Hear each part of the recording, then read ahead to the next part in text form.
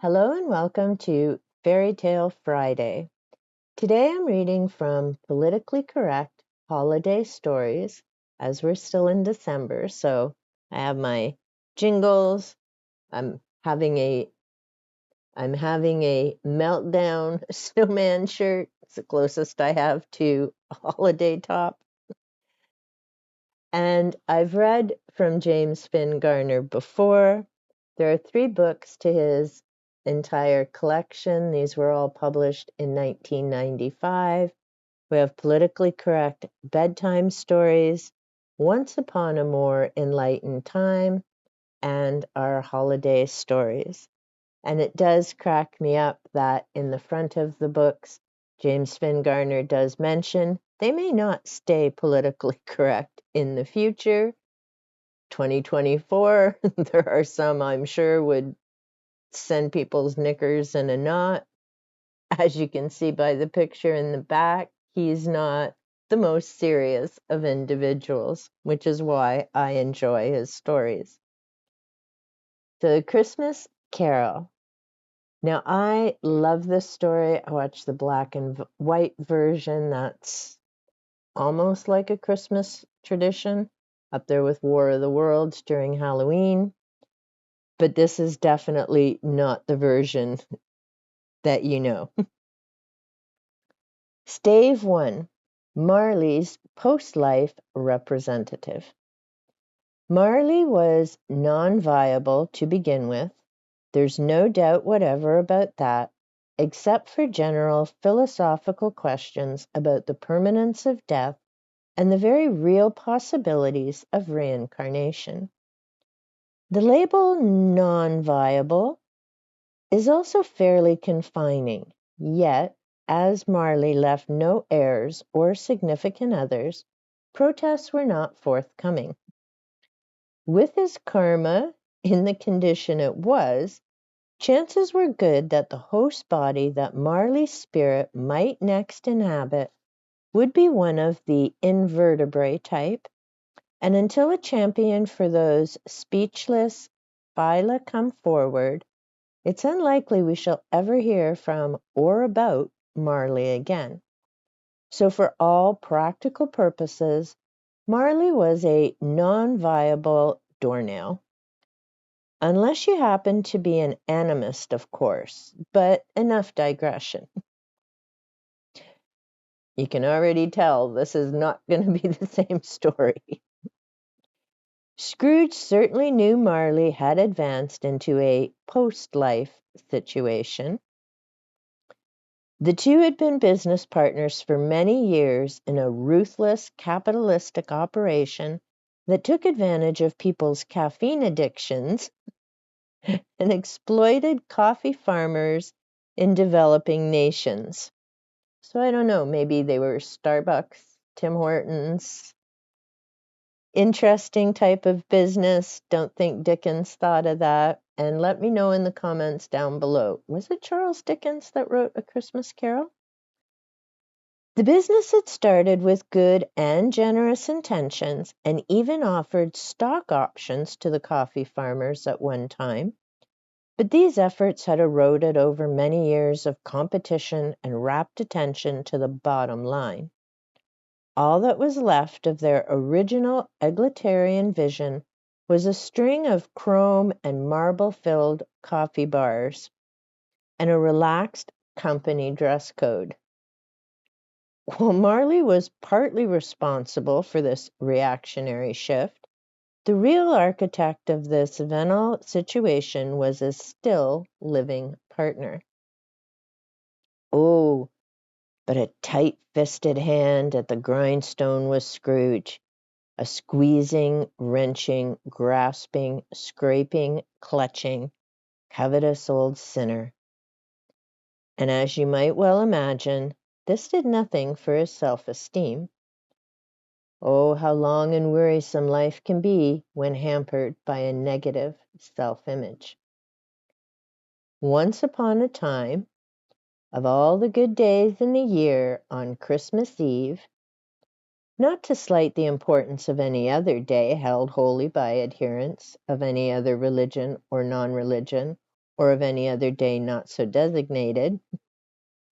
Scrooge sat in his warehouse office, poring over the week's spreadsheets. It was cold, bleak, biting weather. The stock exchanges had only just closed, but outside it was quite dark already. The door to Scrooge's office was kept open that he might keep an eye on his employees, of which there was now only one. The rest had been released just the previous week in the latest right-sizing of Scrooge and Marley in Company. While these recruits had been released at an inauspicious time of year, Scrooge liked to think he had done them a favor by allowing them to pursue their own entrepreneurial interests. All about perspective, right? Besides, he thought, the taxes I've paid over the years have made unemployment benefits plenty attractive. These people are practically on Easy Street already. Through the door, Scrooge could see his lone administrative assistant, Roberto, Bob, Cratchit, busily inputting sales data. Poor Cratchit could almost see his breath. The temperature in the warehouse was kept so low. Scrooge led an aesthetic lifestyle himself and expected others to do the same. He believed that excess heat and comfort zapped the human spirit and made the body susceptible to numerous diseases. While his stated intents were to promote vitality and conserve fossil fuels, in his heart of hearts, Scrooge more greatly relished the monetary savings of such an icy atmosphere. I'm not so sure I'd say Scrooge had a heart of hearts based on this. He kept the thermostat under lock and key in his office, so his staff of one was forced to make do with heavy coats, thick socks, and plenty of hot miso soup brought from home. For you see, money was Scrooge's sole interest, now and only love. His life had not always been thus. As a youth, he was active in many progressive humanitarian movements, mainly because he felt it was a good way to meet women. And the spelling of women is up here. But he never in his life embraced himself as a worthwhile person, and soon he began to distrust others as much as he distrusted himself. In his insecurity, he found comfort in accumulating wealth. Since his money would never break his heart or ask to borrow his car. Again, perspective. Such displaced affection would be merely sad in his isolated case, were it not so tragically prevalent in the world at large. "A merry non-sectarian Christmas, Uncle," cried a cheerful voice. It was Scrooge's nephew Fred, who had managed to sneak up on Scrooge and Cratchit. "Bah!" said Scrooge. "Humbug." "Christmas a humbug, Uncle?" exclaimed Fred, whose cheerful face was quite ready from the cold. "You don't mean that, I'm sure." "Yes," said Scrooge, "a humbug," and swatted at his desk with a ledger. When he lifted the book, there sat the pasty remains of a rare Honduran humming cockroach. "Uncle, how cruel!" "We get these frequently with the bean shipments," replied Scrooge. "If I were to leave them alone, our interior environment would be overrun. So save your Rachel Carson act for some place else. Now what's all this hogwash about a Merry Christmas? Mighty presumptuous of you." "Then I amend it to Happy Holidays." "Still presumptuous." "Greetings of the season?" "Bah!" said Scrooge angrily. "I'm weary of this season and all its forced gaiety. What's a season but the chance to feel another year older and not any more personally fulfilled? A time to juggle the books for the end of the tax year. An opportunity to be labeled unpatriotic if you don't splurge on enough baubles to buy your way into people's affections. If I could work my will, every idiot who spouts a season's greetings would be made to watch the Osmond Family Christmas special for a solid month and be force-fed 100 McDonald's eggnog shakes. Uncle, you can't mean that. I can and do. And don't denigrate my opinions, nephew. What good has this oppressive holiday ever done you? Since you ask, replied Fred, the holidays give me a chance to keep up appearances and massage my middle-class guilt so that I can drop a check in the mail and think I've done more than my share to better the world. It's a time when I'm told that everyone opens their hearts to the good in their fellow persons, when rich and poor alike can drink in its kindness, delaying all-out class warfare for another year. So even if the holidays only reward me in trickle-down economic benefits and a warm, fuzzy feeling, I should like to say I'm pretty much in favor of them generally. Right on, said Bob Cratchit. Enough from you, Scrooge warned his staff. I'm surrounded by the cerebrally undercapitalized. What right have you to be merry? You're overextended enough. What right have you to be morose? Retorted his nephew. Your catalog sales are big enough. I came to invite you over to our house tomorrow. My wife and I are having some people over, a little wine and cheese, strictly casual. Bah! I'd rather switch to decaf. We'll be playing Scattergories, coaxed his nephew. Let me know in the comments if you've ever played that. I really enjoyed that game. Sadly, yep, like my books. Lent it to somebody, never got it back. Good afternoon, said Scrooge. Then I'll just wish you enhanced seasonal benefits and a nurturing new year. Good afternoon, said Scrooge.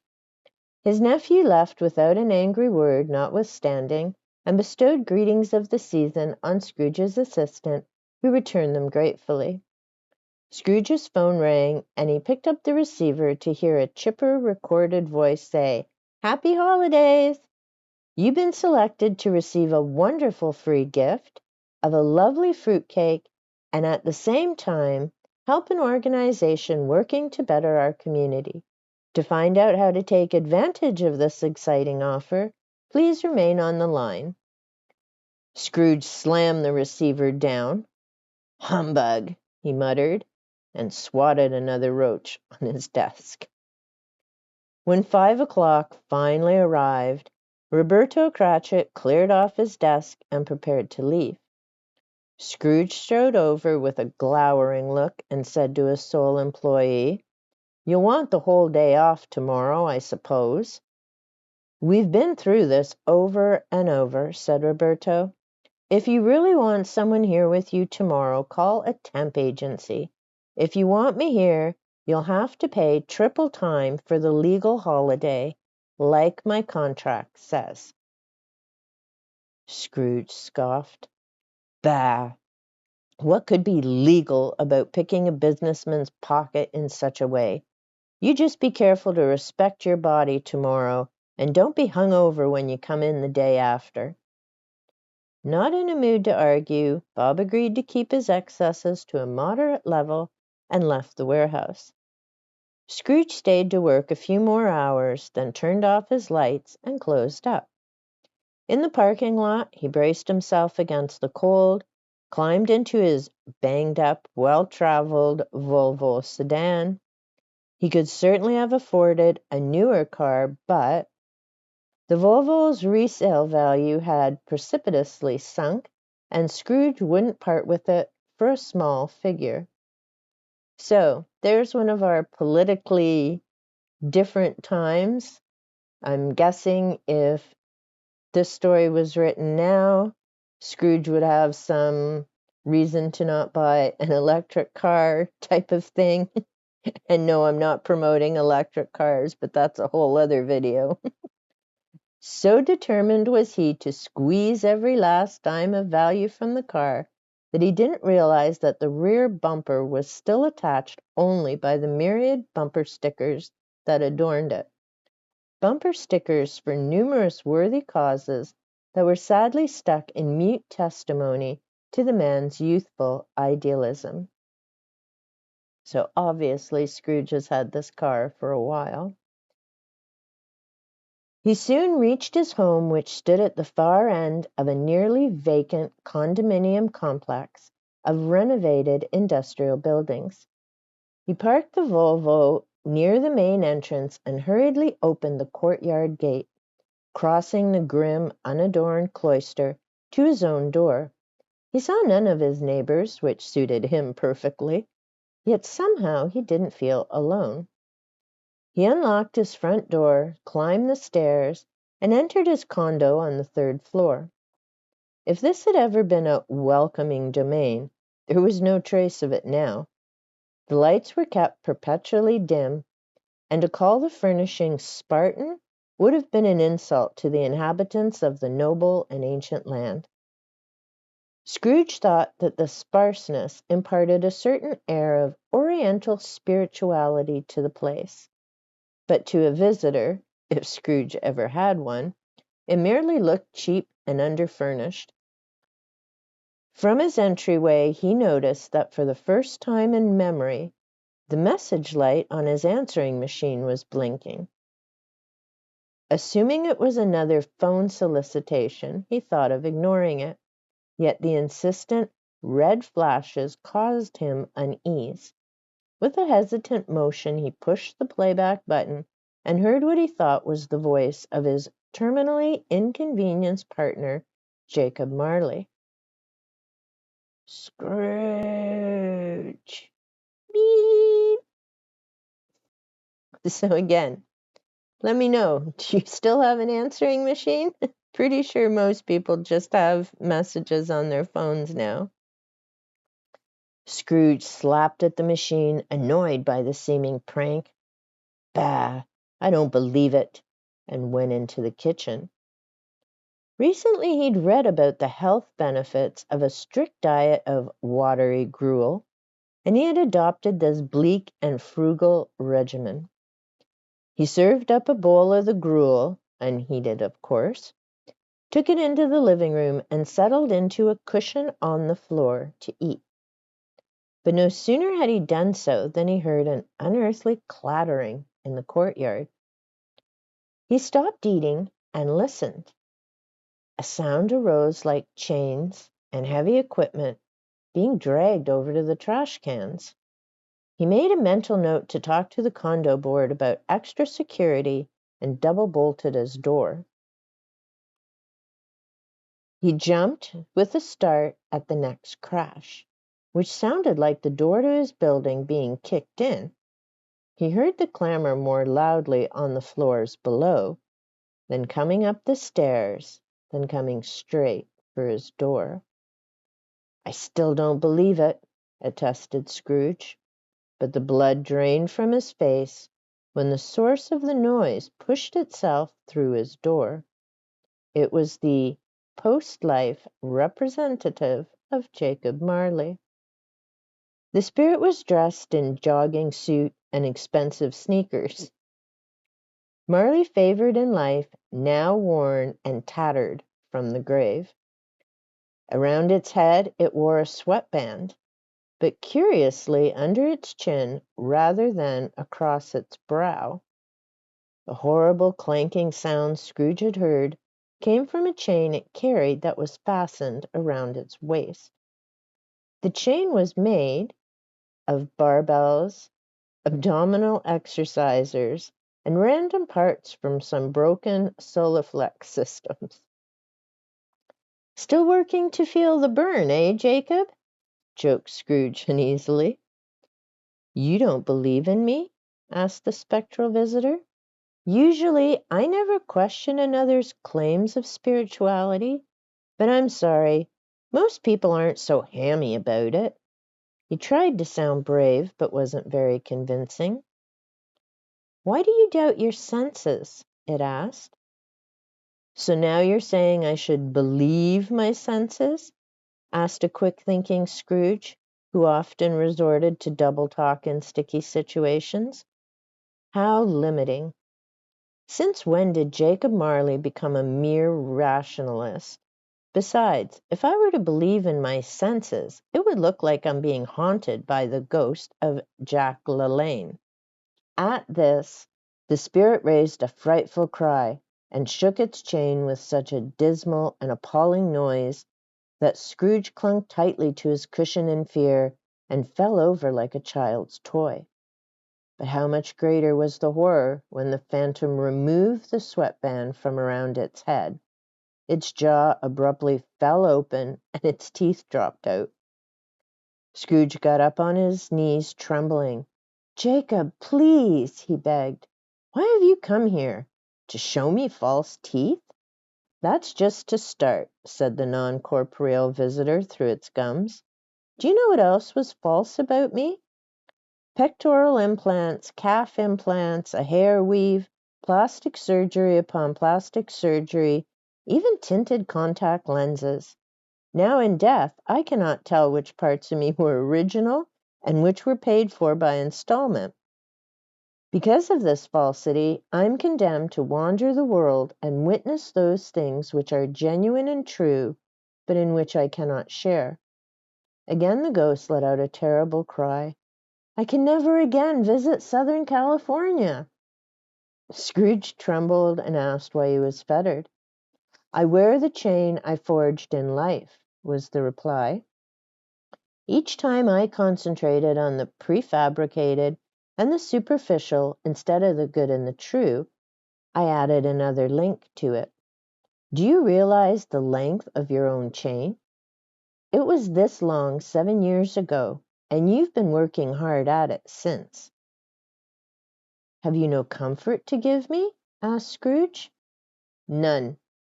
I know of your greed and your dual-visage dealings.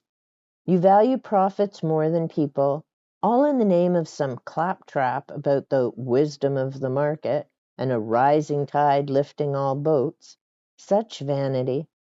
You know nothing about genuine worth, about what is truly valuable. Unless you mend your ways, you will receive a punishment worse than mine. My time here is nearly gone.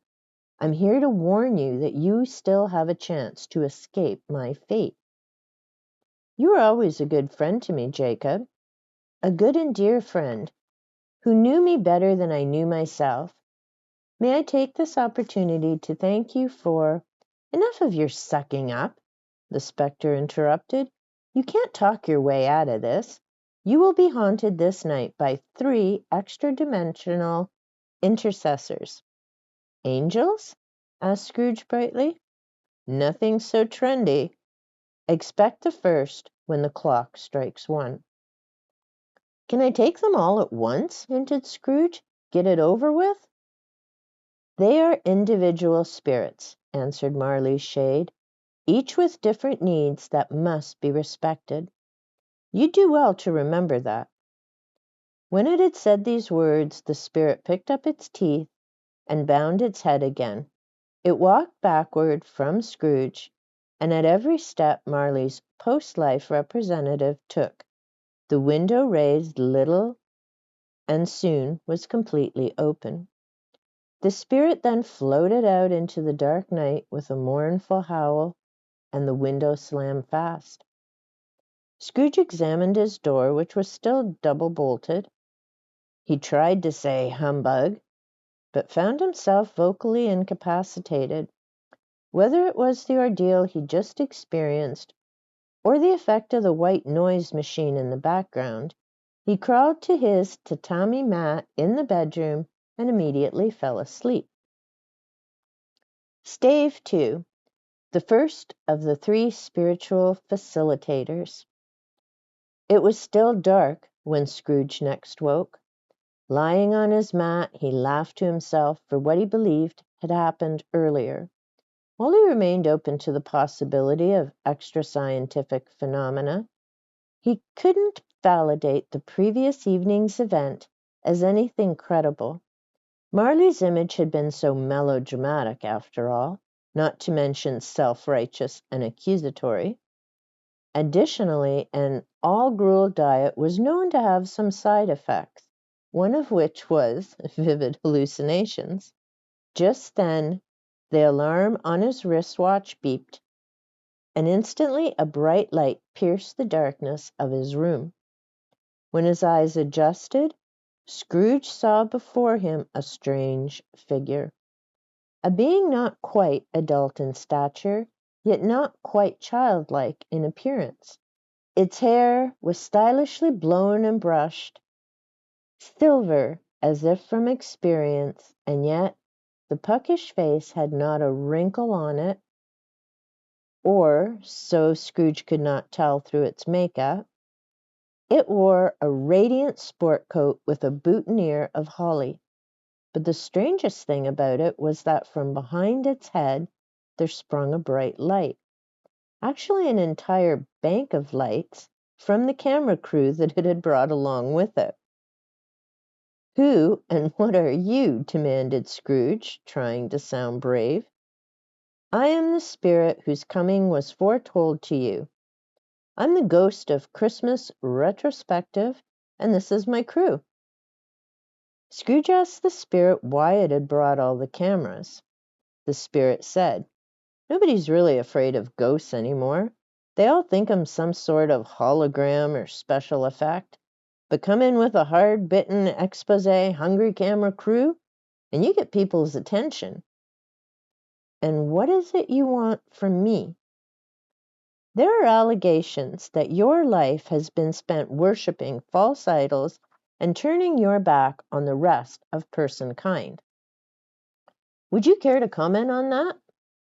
The spirit stuck its microphone in Scrooge's face. He smiled smugly. "You must really take me for someone of overtaxed mental and emotional resources. I don't respond to anonymous allegations." "Then you're telling us that you're the model of a concerned, conscientious, upright citizen?" "Yes," Scrooge asserted, and added another untruth, "although definitely not wedded to the established order of things." "Then we must have been mistaken," said the spirit with a straight face. "I smell another story here. What do you say we review with some of the events that shaped the upstanding man you are today?" Scrooge saw nothing wrong with this, and readily agreed. The spirit had him sign a release and led him over to the window. "Wait a minute," said Scrooge. "We're 3 floors up. I'll fall." "Give it a touch to the microphone cord, and you'll be borne aloft. But strap on the safety helmet anyway. I don't need any more lawsuits, and we're rolling." As these words were spoken, Scrooge, spirit, camera crew, all went through the wall and suddenly found themselves in the midst of Bedlam.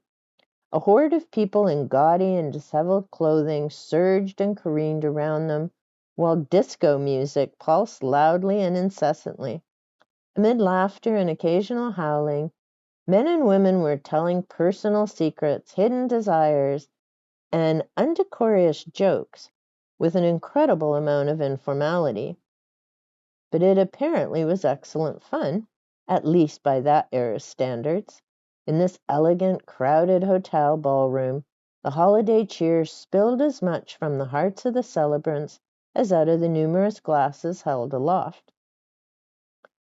"And where are we now?" the spirit asked as he shoved the mic in Scrooge's face. Scrooge yelled over the din, "My gosh! This is one of the office parties that old Fezwig used to throw before the feds got him. It's good to see it all again. It was so hard to remember the morning after."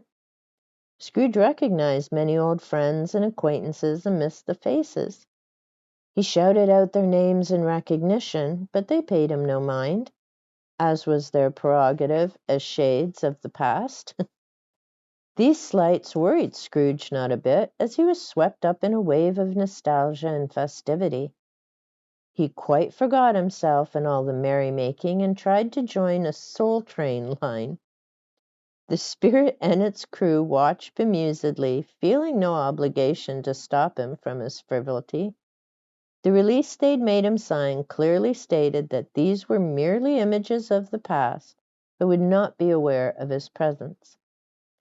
As the shades continued to eat, drink, and celebrate, the spirit asked pointedly, "In your opinion, was Fezziwig misusing corporate assets, as the indictments charged?" "Misusing?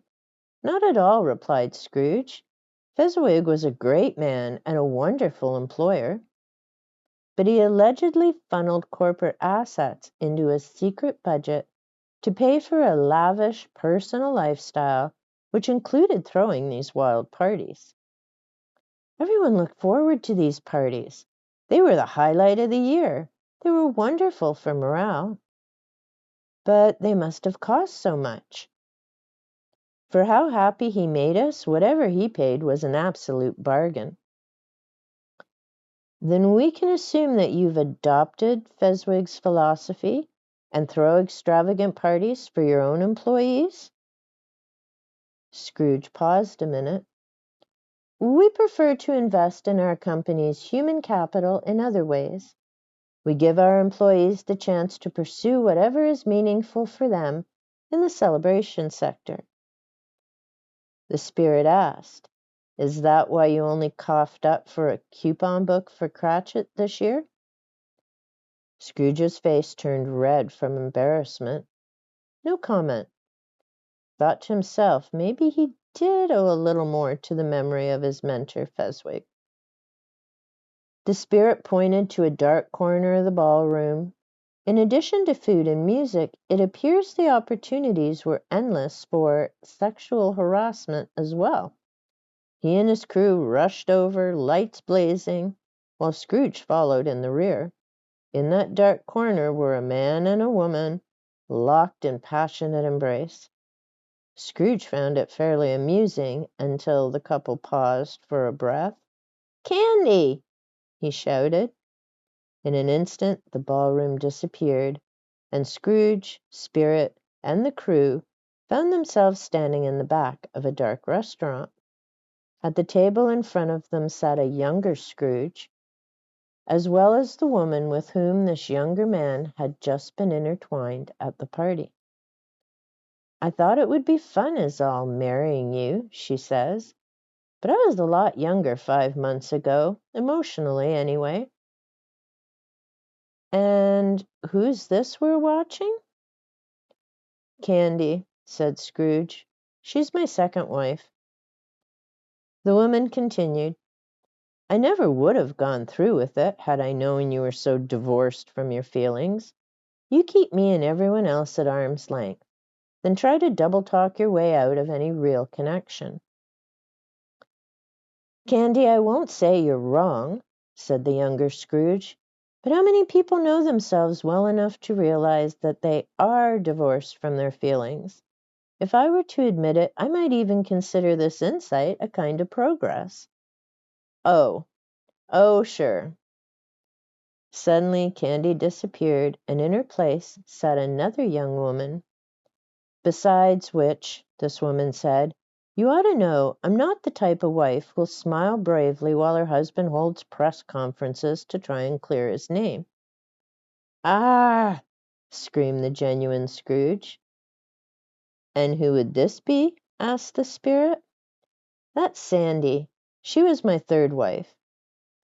"I don't know what you're talking about," said Scrooge's younger image. "Yeah, right.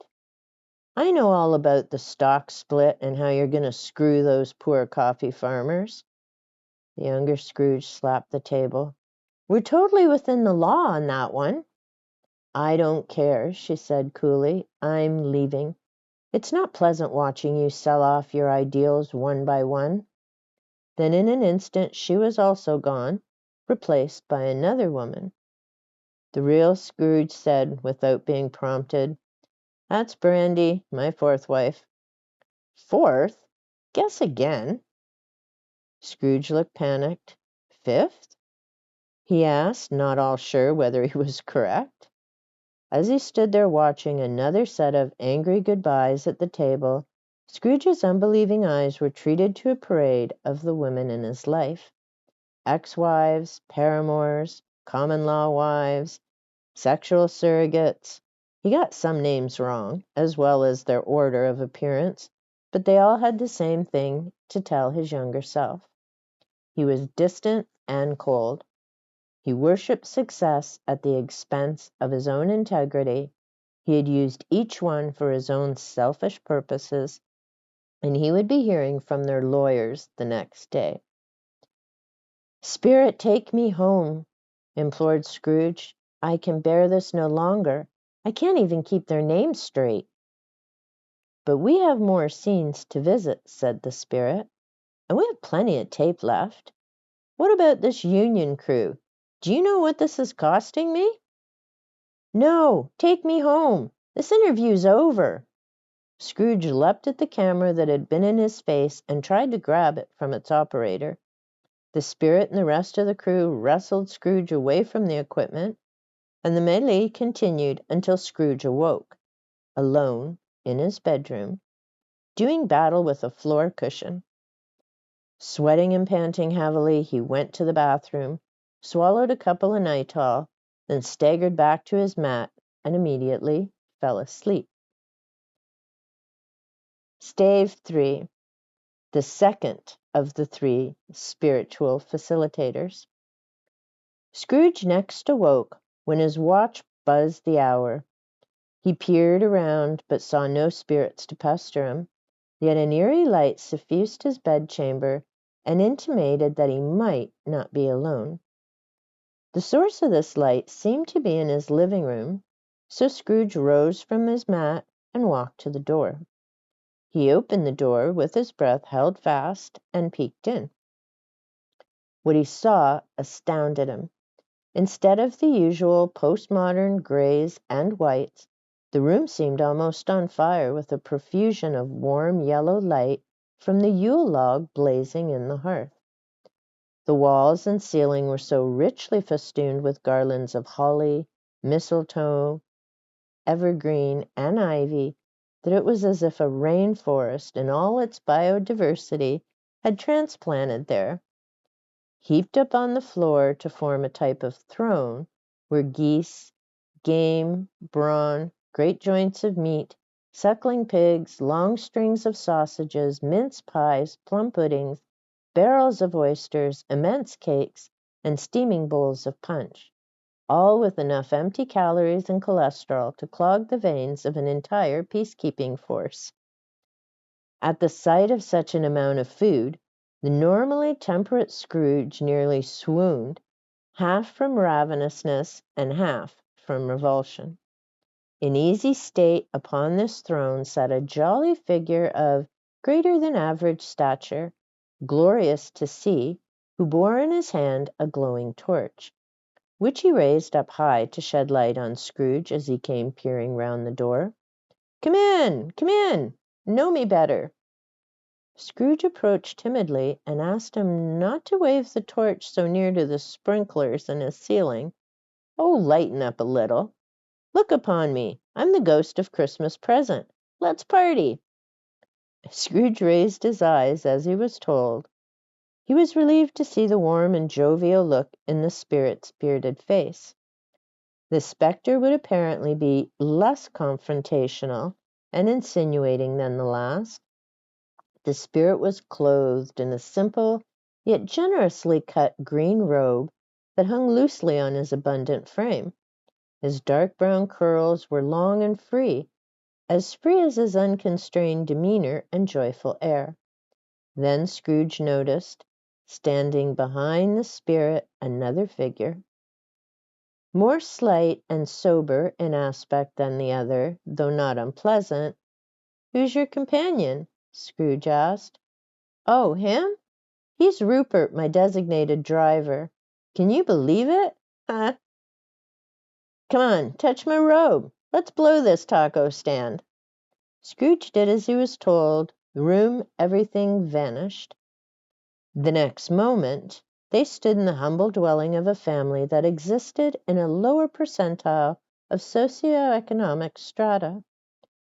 Despite their situation, the family members refused to play the victim and were chipper and merry in the delights of the season. Love and respect decorated their home as wonderfully as their flocked arboreal companion. The aromas of their dinner lingered welcomingly as the family sat together on the couch watching It's a Wonderful Life with Jimmy Stewart on their flickering television. The spirit inspected the scene fondly, yet intently, then whistled at Rupert, jerked his thumb back over his shoulder. Before Scrooge could blink his eyes, he and his companions were transported to a more opulent residence, owned by members of the oppressing class. People were gathered there for an intimate soiree, where they traded confidential and exclusionary information that further secured their privileged positions in society. Food and wine were laid out in abundance, and the guests feasted with little regard for the needs of the workers they exploited. But class warfare was far from their minds that night. The men and women were in grand high spirits as they sat around the entertainment center watching a laserdisc recording of It's a Wonderful Life. Scrooge was struck by the genuine warmth the people displayed for one another while still respecting each other's personal space. He had not felt such warmth for years, and at this moment was acutely aware of its absence. Spirit, why do you show me these images? Are you trying to show me how isolated I am from fellow human persons? How much I've sealed up my heart from the rest of the world? How love is the common link for all of us? Nah. We're just here to raid the fridge. He walked back to Scrooge, munching on a large sandwich he'd thrown together. The spirit motioned to the TV. You know, I walk in on people watching this movie just about all night, and I still have never seen the ending. Can you believe it? Ha! Let's make like a baby and head out. And in the briefest of intervals, the three astral travelers landed in an apartment in the city. It was sparsely furnished yet tidy, and the television had been turned off. Thank a non-sectarian heaven, thought Scrooge. He could hear voices, a man's and a woman's, one which was familiar. I don't know. Things just don't feel festive enough to me. Do you want to pop the fireplace log video in the VCR again? Asked the man. Bob Cratchit, Scrooge blurted out. Is this his house? And is this Mercedes the person with whom he has a primary relationship? My word! The Cratchits continued their conversation unaware of the presence of Scrooge or the spirits. Mercedes sighed. No, but it just doesn't feel as joyful and exciting these days when I was a little girl. There are times when I wish I could stop being an atheist, if only for a little while. If only there were more holidays on the calendar for the deistically, I don't know if I said that right, unencumbered. From the kitchen came the loud crash of a platter hitting the floor. Scrooge looked in the direction of the noise and saw the big boned spirit of Christmas present emerge, carrying a turkey leg and wearing a comically innocent expression. Roberto ran into the kitchen to investigate. It must have been the dog, the spirit suggested rather speciestically as he toddled across the room. It must have been the dog, echoed Roberto, who picked up the mess, put the food in the refrigerator. Scrooge eyed the corpulent spirit with an unmasked disgust. If you don't have any respect for yourself, at least try to have some for others. Lighten up, man. It's Christmas Eve, said the spirit as he alternated bites of turkey leg with fistfuls of Chuck's party mix. And the bigger I am, the more me there is to love. As Roberto walked back into the room, Mercedes said to him, I think I'm also depressed about how little money is coming in. Now, Mercedes, said Roberto comfortingly, don't fall into the trap of our materialistic culture. We have a roof over our heads, enough food, good friends, a loving child. Oh, Roberto, don't talk to me about traps. You're obviously ensnared in a ridiculous nobility and poverty concept that the bourgeoisie class generates to appease its own guilt. We're not virtuous paupers languishing in some Dickens novel. We got bills to pay, and that ogre Scrooge refuses to pay you a fair wage. I'm trying my best to wreak anarchy at the office, explained Roberto. I'm striking back at Scrooge and his pocketbook by stealing photocopies and taking too long on coffee breaks. He and the heartless system he represents will come tumbling down before too long. Scrooge was taken aback. He had no idea that Roberto was so bitter. But then again, he rarely talked with his employee about anything in a frank way, and he knew almost nothing about his family life. But how does that help us? Asked Mercedes. How does that help diminutive Timon? With that huge deductible required by Scrooge's miserable insurance coverage, we'll never be able to afford proper medical care for him. As if on cue, their vertically challenged pre-adult came into the room. Timon was an amiable chap and full of boundless energy. In fact, the only trait that would set him apart from the others in his gender peer group was that his size did not conform to the average. He jumped onto the couch, hugged his caregivers, whose concerns melted away, if only momentarily. Scrooge's heart was touched by the little pre-adult. He turned and asked, "This boy, what is the matter with him?" "Nobody knows," Rupert said. "His repeated willfulness and bursts of uncontrollable energy have everyone perplexed. At first it was thought his behavior was a simple case of blocked chakras, but now his condition appears to be a birth-induced delayed trauma disorder." Scrooge was appalled. Are there no specialists? Are there no telethons for victims like him? "Don't call him a victim," Rupert said. "He's merely a person living with a disorder." Scrooge thought for a moment, then asked, "Spirit, is his outlook so irretrievably bleak?" Okay, I had a little bit of a break because I realized it was time to feed the kids. Went out, had a little visit with Lily. Also got some of the heavy snow off of some of my yew trees, hoping they're gonna bounce back soon. And I also realized I do have another Christmassy type shirt. My pocket says "All the Joys." Turns out the break was longer than anticipated due to, yet again, technical difficulties with the audio. I'm really thinking I'm going to have to invest in some other type of mic or just automatically always use that little microphone. But in any case, so we had left off with Scrooge at the Cratchit household. We've found out that Timon has some type of an issue, but they're unable to get the type of testing done that they need because, well, Scrooge is Scrooge and Cratchit doesn't get enough money. The spirit of Christmas present looked him in the face, although his eyes were getting glassy. With bits of food dangling from his beard, he said, "If you'd spring for better coverage, you tightwad, at least they could pay for more tests and treatments." Properly chastened, Scrooge watched the family play together. How non-dysfunctional they were, even with Timon's affliction. Scrooge sadly envied their warmth and their positive, nurturing interaction. After a while, Bob announced it was time to toast the season.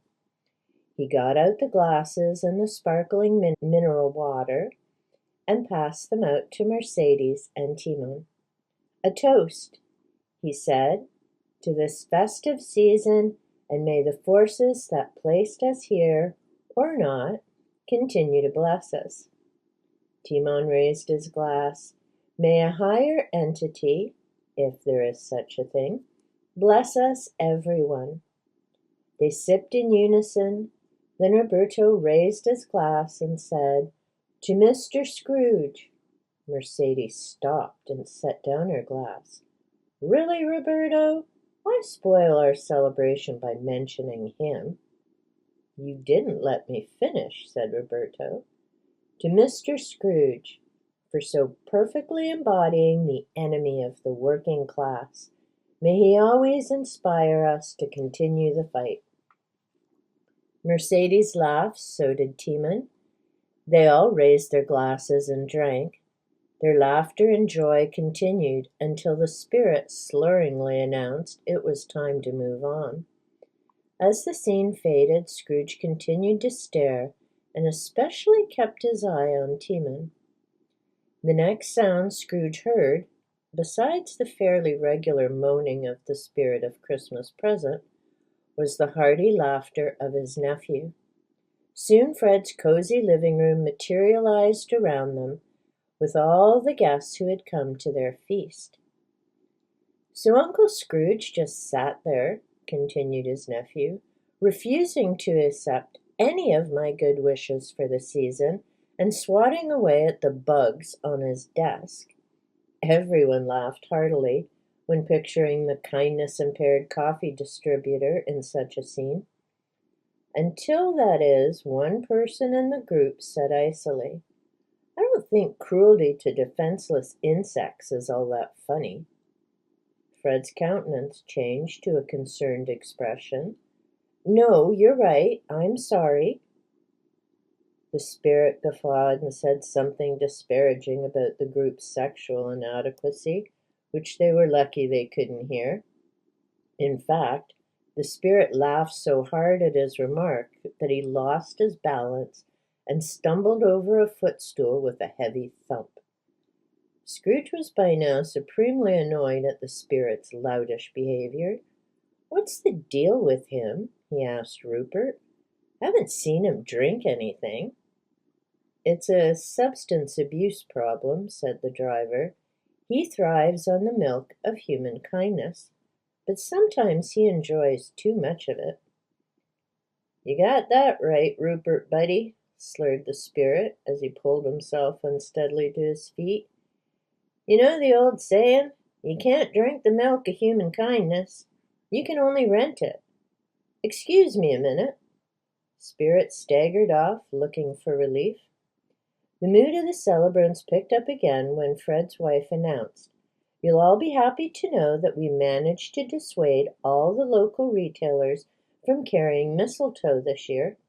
So let's drink a toast to the end of traditionally sanctioned sexual harassment.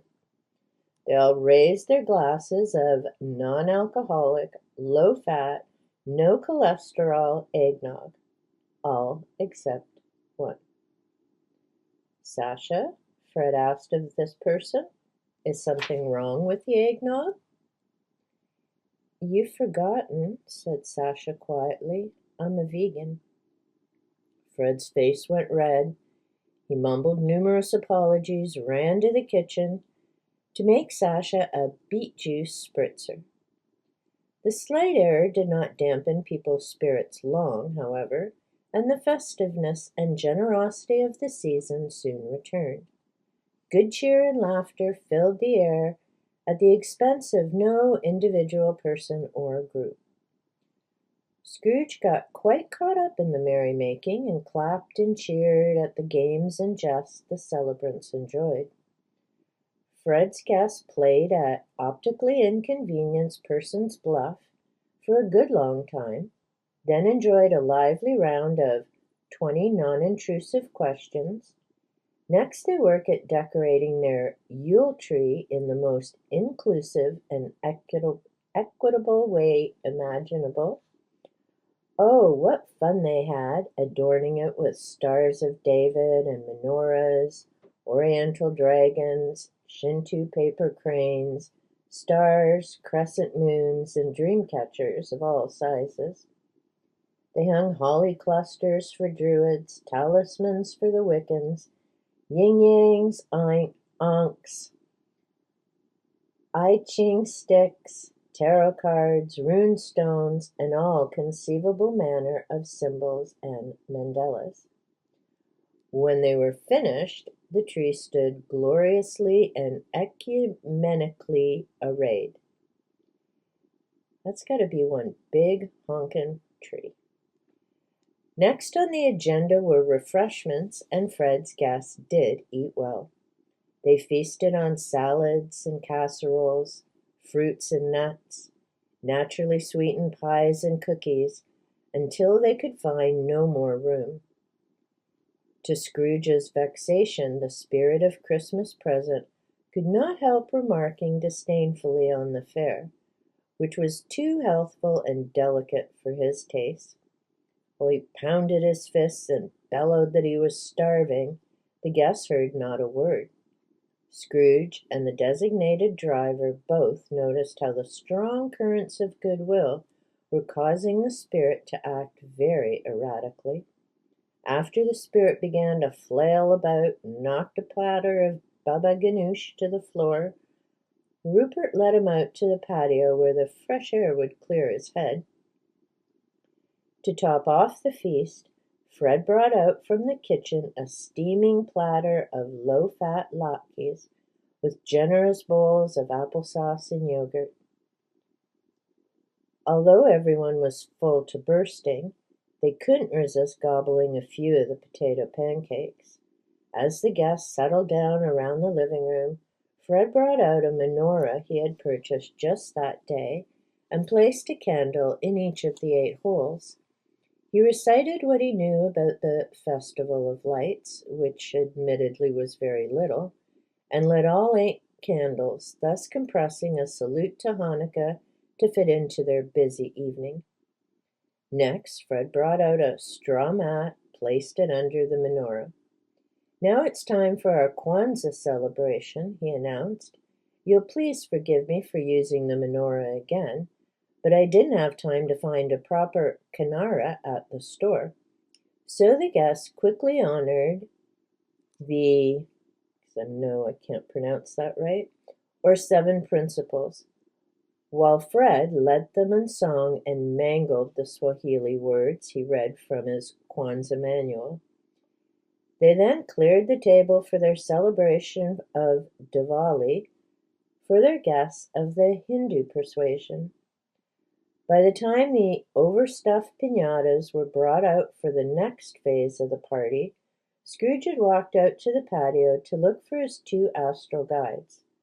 Out in the cold December air, he spied the spirit of Christmas present flat on his back, making hooting noises and laughing at his own private jokes. "So where are we off to next?" asked Scrooge. "Our time with you is almost at an end," Rupert said. "After the spirit gets this full of milk of human kindness, any further travel tends to be counterproductive, not to mention embarrassing." The spirit had begun singing "Deck the Halls" loudly, substituting "fa-la-la" for all the lyrics he was forgetting, practically all of them. Scrooge asked hopefully, "Then is my re-education over? Have I not been visited by 3 spirits tonight?" Rupert said, "I'm not really a spirit of the season, just a concerned observer. You still have 1 more spirit to meet." Rupert took the hands of the prostrate spirit and began to drag him away.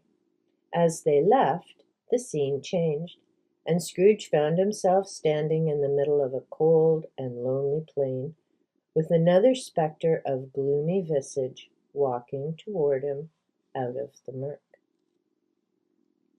Stave 4.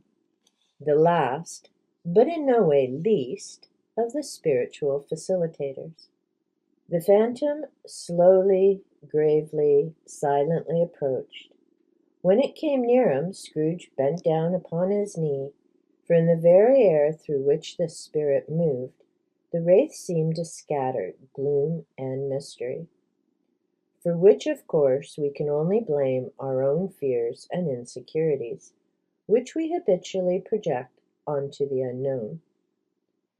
The spirit was dressed all in black, scuffed black boots, black leather jacket, baggy black shorts, torn black stockings, with an occasional glint from the studs, chains, hoops, and buckles that adorn the spectre's clothing and various body parts.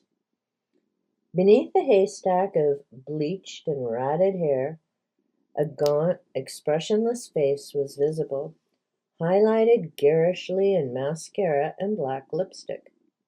As the spirit shambled slowly and somewhat absently toward him, Scrooge could not make out the phantom's gender.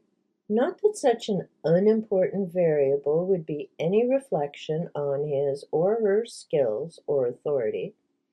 When she or he stepped beside Scrooge, his or her mysterious presence and the smell of tobacco and stale beer filled the man with a solemn dread. "I'm in the presence of the ghost of Christmas yet to come," said Scrooge.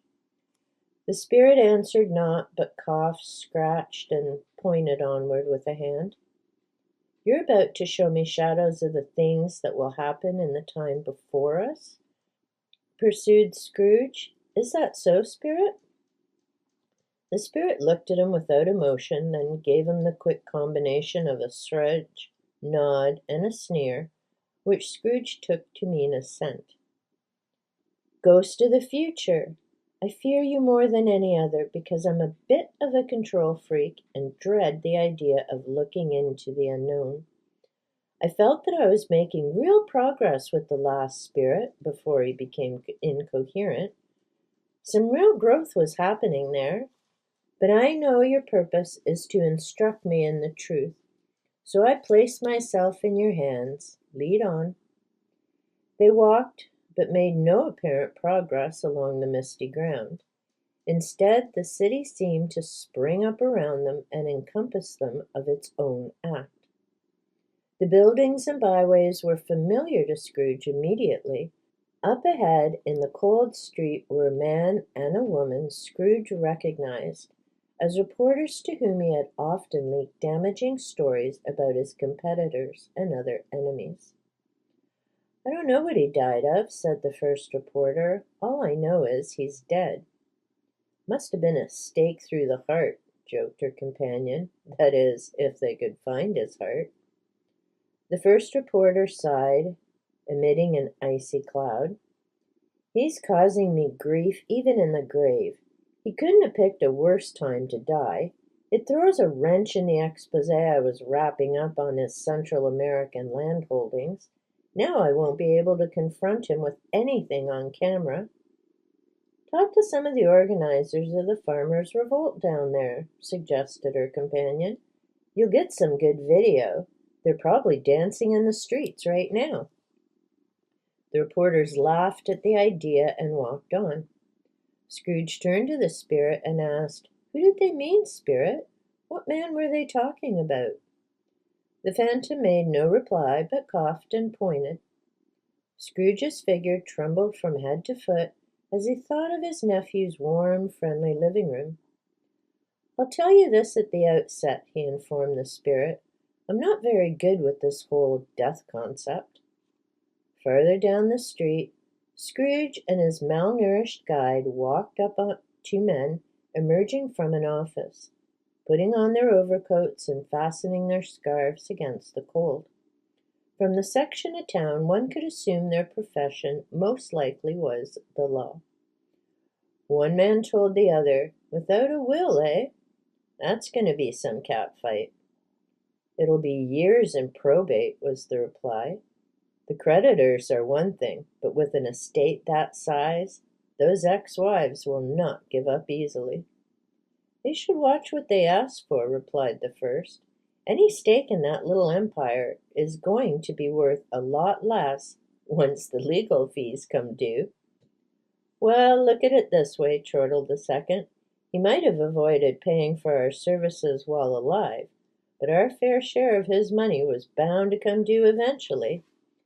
The laughing barristers proceeded down the street, their steps growing ever lighter as they contemplated the great bounty of billable hours.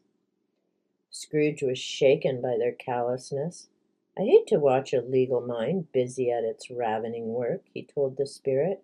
"Parasites, one and all. I might have ruined a few companies and careers in my time, but I never charged a fee for it and pretended I was providing a service." Because of what he knew of the spirit's mission, Scrooge tried to find a lesson for himself in all he was witnessing, but the scenes only filled him with dread and revulsion. The relentless silence of the ghostly visitor did not help to soothe him. Who was this dead man? Is there nothing but cynicism and avarice attached to his demise? Can you not show me something constructive that came of this lost life? Or someone for whom his presence and his passing have mattered? Spirit looked at him, gave him the same quick shrug, nod, sneer as before, pointed around a corner, and Scrooge proceeded as indicated through the chilly murk. Turning the bend, they found themselves in a wholly new part of town, heading toward a nondescript building whose outsized dimensions were well illumined with spotlights. Scrooge and his spiritual facilitator drifted past a crowd of patient, shivering people in a line outside the building and melted their way through the cement walls. When they emerged on the other side, they found themselves in the wings of a television studio filled with a live audience. Scrooge recognized it as the set of one of those daytime tabloid talk shows that exploited cheap titillation and personal failures for prodigious ratings. The moderator of the show roamed the audience with a microphone, while her guest for the broadcast sat in a chair on stage. "And can you share with us what happened after that?" asked the moderator.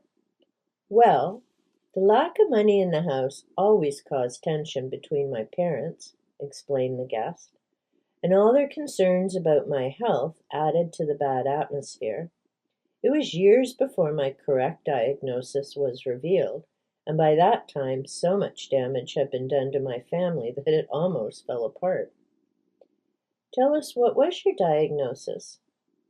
"I have acute psycho-environmental allergies," he said bravely, "which means that all the people, all the places, all the objects that make up my surroundings can without warning make my anxiety level go sky high, and at times give me severe headaches and even a mild rash." "And you blame your father's employer for all this?" "Yes. He worked my father to the bone and provided such shabby health coverage that I went improperly diagnosed for many years." The host asked, "What was your reaction to the recent news of the man's death?" The guest sighed. "Relief. I felt justice had been served. Then I felt incredible guilt and anger for my feelings of relief. This man had somehow wormed his way into my mind and wouldn't let go. For all the damage he'd done to me in his life, it still hadn't relented when he was gone. That's why I wrote my book, to purge myself of his influence and make friends with myself again." "All right, we have to take a break," said the host. "The book is called My Oppressor, Myself. We'll be back for more with Timon Cratchit right after this." The audience burst into applause on cue, the sound of which caused Scrooge to jump. He stared incredulously at the man on the stage. He certainly looked like Bob Cratchit's son, although no longer diminutive at all. To Scrooge he looked hale and hearty, in spite of his pious and pitiable expression. "What is this all about?" he demanded of the spirit. "How could Timon's fate be tied to mine? I'd never seen him before last night, and I expressed enough concern then, even though he merely looked like a regular rambunctious boy to me. I thought you were here to see to my welfare. Why have you shown me this? What am I to do with his whiny revelation?" Spirit looked at him puzzled, as if a bit nonplussed at his reaction. It appeared that getting the message through to this mortal would be a bigger challenge than anticipated. The spectre paused, apparently weighing its next move, then pointed on, as they had so often before. They passed through the wall of the studio and were suddenly at the gates of the cemetery, where the snow whistled through the twisty weeds that choked the unkept grounds. The spirit stood among the graves, coughing and pointing down to one headstone. Scrooge was disoriented and shivering. His pulse began to race as he sensed his journey with the phantom was drawing to a disturbing close. "Why have we come here? I've already told you I don't deal with these kinds of things well." The spirit again pointed, beckoning the man to read it. "I know intellectually that this is all a part of the great cycle of life," Scrooge explained, "but I have a real problem with it emotionally. You, spirit, have become a very depressing companion. All these cheap theatrics aren't doing me much good at all. Ask of me anything else, but please don't make me read the stone." The spirit was immovable. Scrooge crept forward, trembling as he went. He pushed aside the weeds and read the stone of the neglected grave, upon which was carved his own name, Ebenezer Scrooge. "No, spirit, no! Now you've gone too far. The other spirits work my emotions over well enough. Now you come along to intimidate me with all these scenarios and alleged conversations, only to bring me here to confront me with my own mortality. I've never heard of such flagrant entrapment." Scrooge angrily dusted the snow from his hands, began to rise to his feet. "You and your pals ought to look at yourselves in the mirror before coming around to improve other people's characters. All this manipulation, sordid play acting. On top of all the insults and indignities that have been heaped on me tonight, you decide to show me that I may die. Well, forget it. Enough's enough. I reject it, and I reject you." The spirit's eyes were wide with amazement. This was indeed a first. A man confronted with his own inevitable demise, who attests that for himself it is merely an option. "Take me back to that TV show," said Scrooge. "I'll show that little crybaby Timon something. I'll show him the pressures of owning a business and employing subversive ingrates like his father." Scrooge approached the spirit menacingly. The spirit, eyes wide, darting back and forth, took a few steps in retreat. "Take me back to those reporters. I'll show them what bunch of leeches and lemmings they are. They want to confront me on camera. I'll give them some good video." Scrooge now had the spirit's arm and was holding fast, while the phantom, at a total loss, began struggling to get away. "Take me to them all. I'll tell that bunch of whiners where to get off. They expect the business owner to have all the answers and solve all their problems. Then they despise him for their own helplessness. They don't know what I go through. I deserve better treatment than this." As they wrestled, Scrooge saw the spirit go through a transformation. The hair shrank, the body went limp, and Scrooge found himself wrestling with an oversized arrangement of dried flowers. Stave 5. The End of Everything. The dried flower arrangement was his own. The sleeping mat was his own. The halogen lamp was his own. Best of all, the time before him was his own to plan his revenge. "It's over. I'm done. The spirits have finished their work all in one night. And Jacob Marley, take heed, they did not beat me." Scrooge sprang from his mat, paced the room, inspecting everything, there to make certain he was awake. All the while he continued to talk to himself. "What nerve, rubbing images of possible mortality in my face. They all had their nerve, trying to make me feel guilty. Ha! If anything, they show me I'm the product of my environment. All the pressures put on white males. It's no wonder I'm the way I am. It's not my fault." He charged out into the living room, not even pausing to put his clothes on properly. He was too excited, too indignant, too ready to act. "Thanks, Jacob. You sent the ghost here that I might discover what's real and true. I found out the truth about what I'd imagined all along. Everyone's against me and blames me for their problems.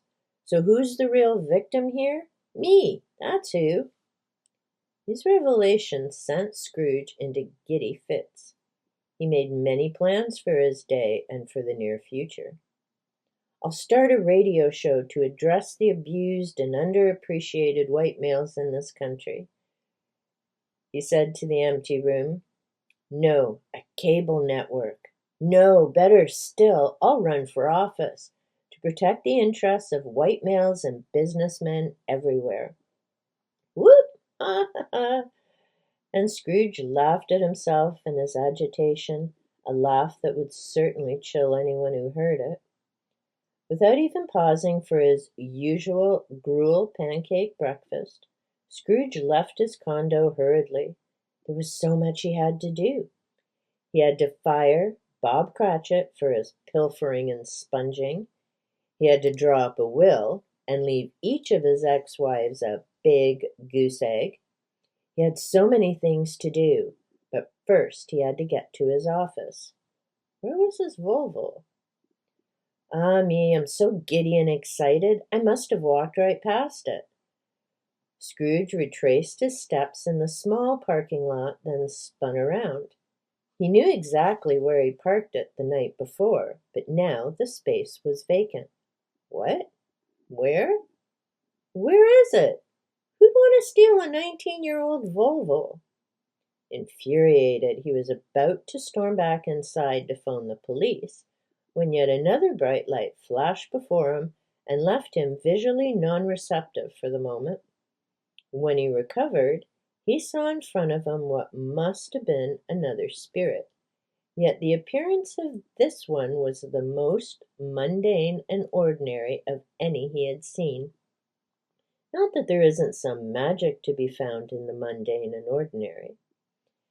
There before him stood what appeared to be a middle-aged woman in a navy blue polyester suit that lagged severely behind the fashion curve. She wore her hair up in a pile that was slightly askew. Her glasses were perched on the end of her nose and fixed around her neck on a chain. In her hand was a metal clipboard, which she perused. She had about her an air of complete indifference. On the lapel of her jacket she wore a plastic pin to celebrate the season, a cute St. Nicholas that moved like a jumping jack, or Jill, when its little string was pulled. "Mr. Scrooge?" she asked, without looking up from her clipboard. "Ebenezer Scrooge?"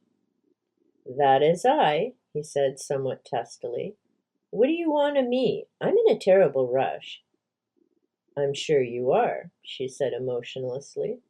She flipped a few pages, then looked up.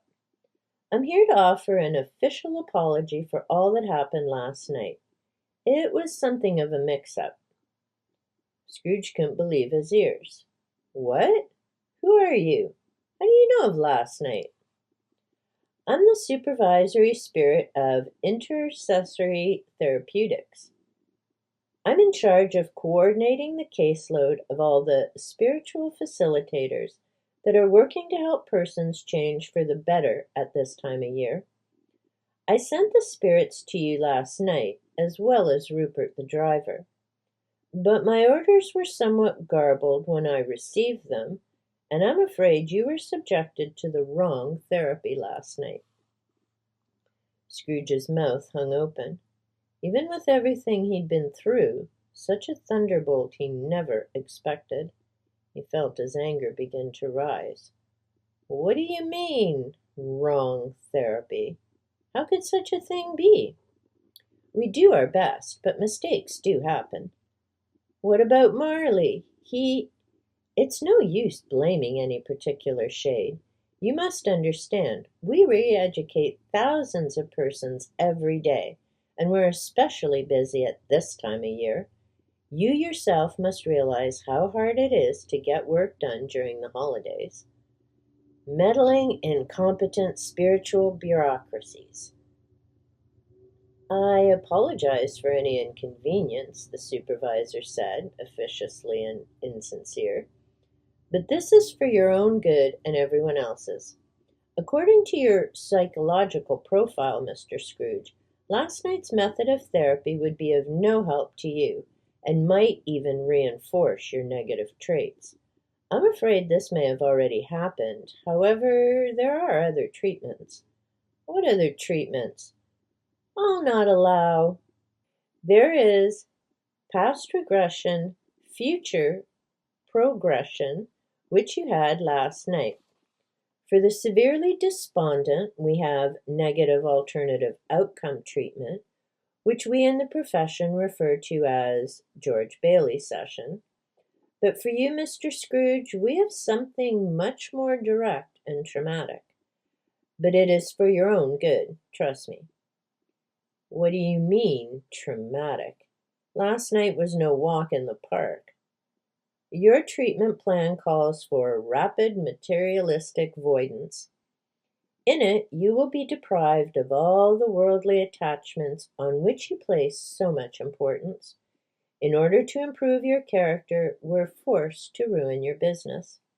To start with, a government report is going to be released tomorrow, showing a definitive link between coffee drinking and liver disease. The price of your stock will plummet, and all your stockholders, including yourself, will take a tremendous loss. Scrooge looked panicked. No, wait a minute. I have to get to my warehouse. You needn't bother. It's already in flames and quite beyond salvage. The second blow sent Scrooge reeling. The work of a lifetime up in flames.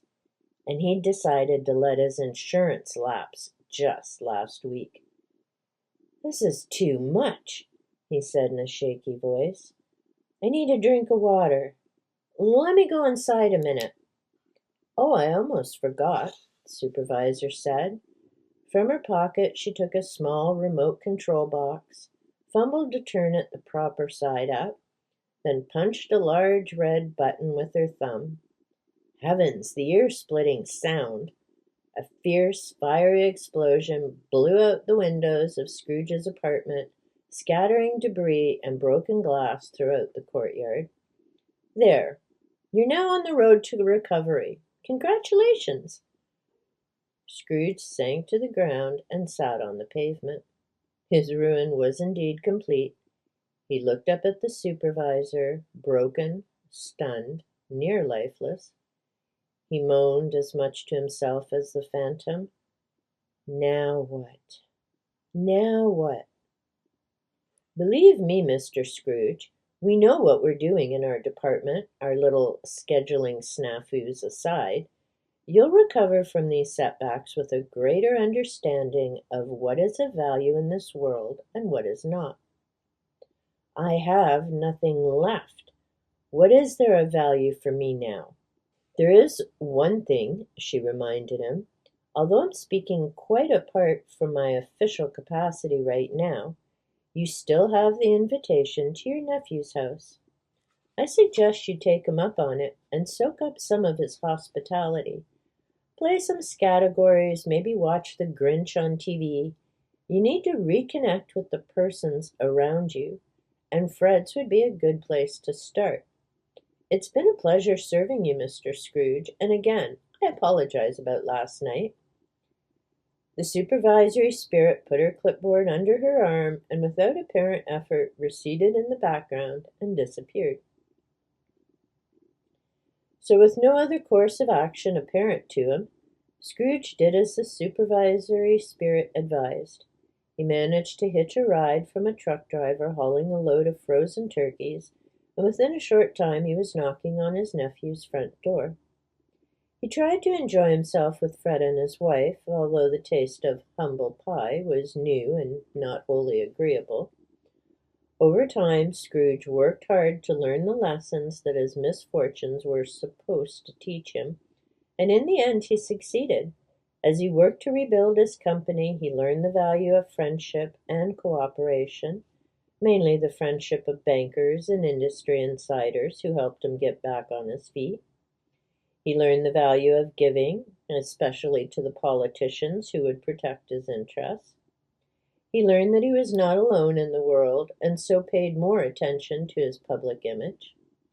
Finally, as a result of the intercession of the spiritual facilitators, Scrooge made certain to follow the exact letter of their teachings, if not their true intent, as it served him best, for he was fearful of undergoing more spiritual therapy or traveling with the ill-bred ghost of Christmas present ever again.